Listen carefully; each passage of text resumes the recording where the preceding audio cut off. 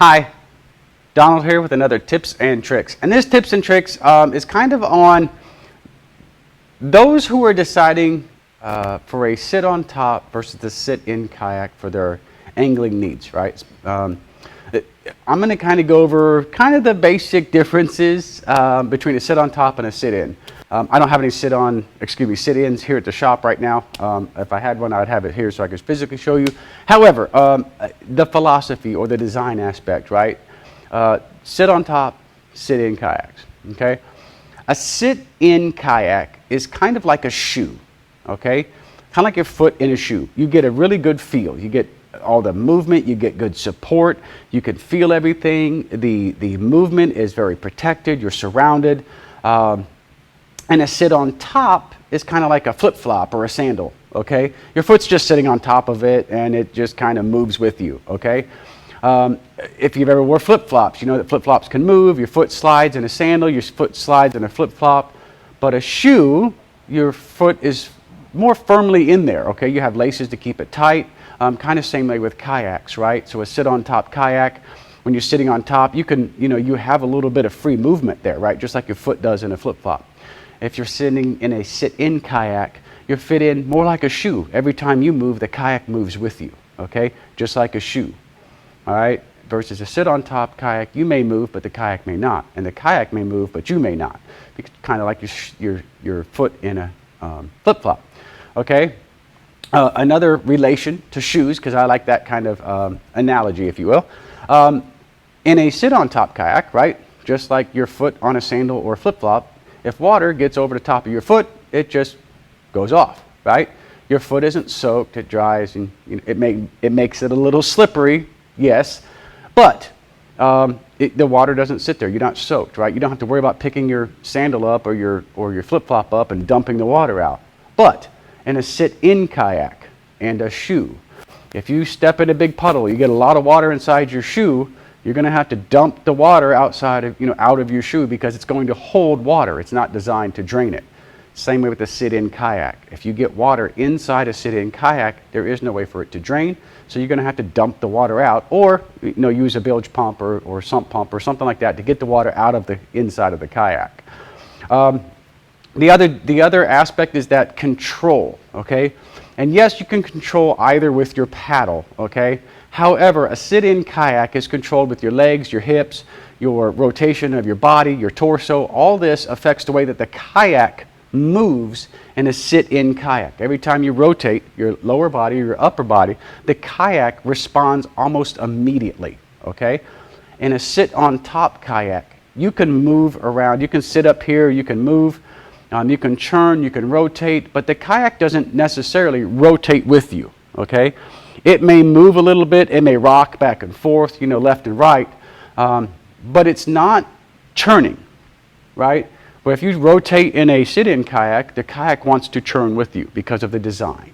So kind of like a shoe, right? Every time you move your foot in a shoe, the shoe moves with you. But sometimes, if you're in a flip-flop or a sit-on-top kayak, you move your foot, the flip-flop stays there, or the sandal wants to stay there, and your foot kind of gets caught, right? It kind of, your flip-flop will come up later, right? Flip-flop.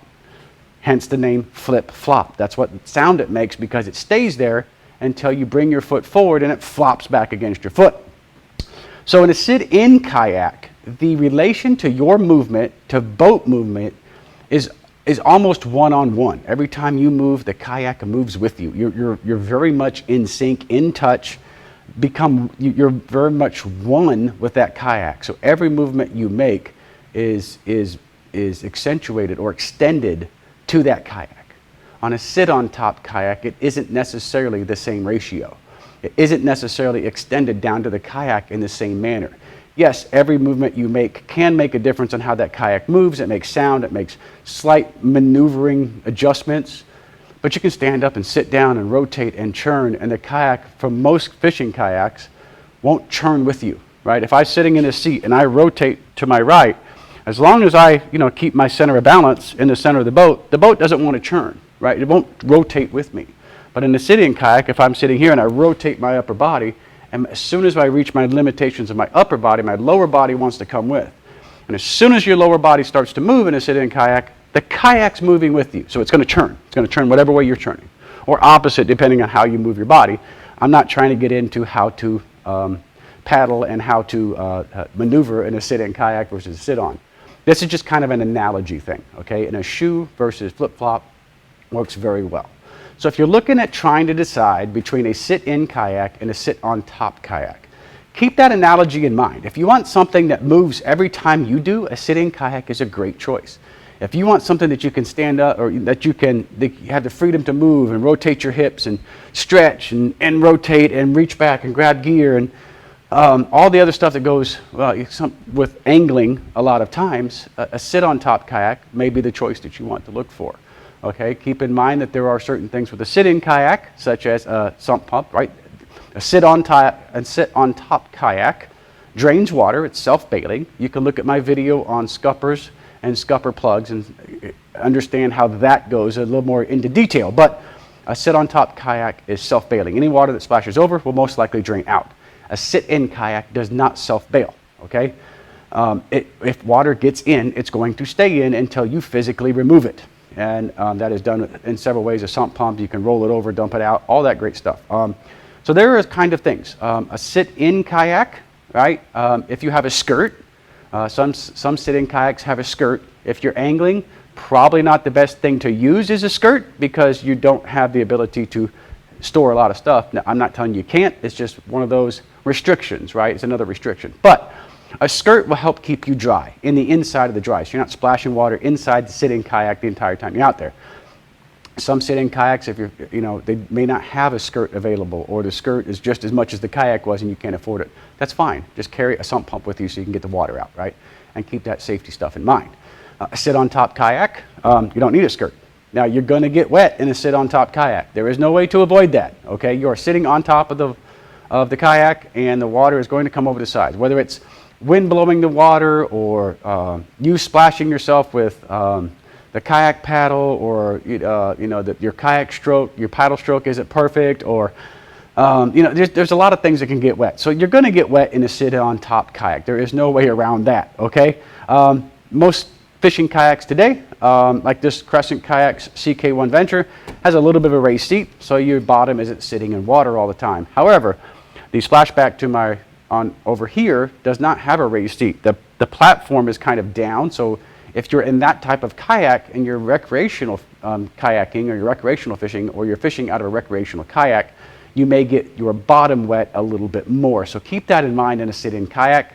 You're going to stay drier. In a sit-on-top kayak, you're going to get wetter. So that is it for this tips and tricks on sit-on-top versus sit-in kayak. Analogy of footwear.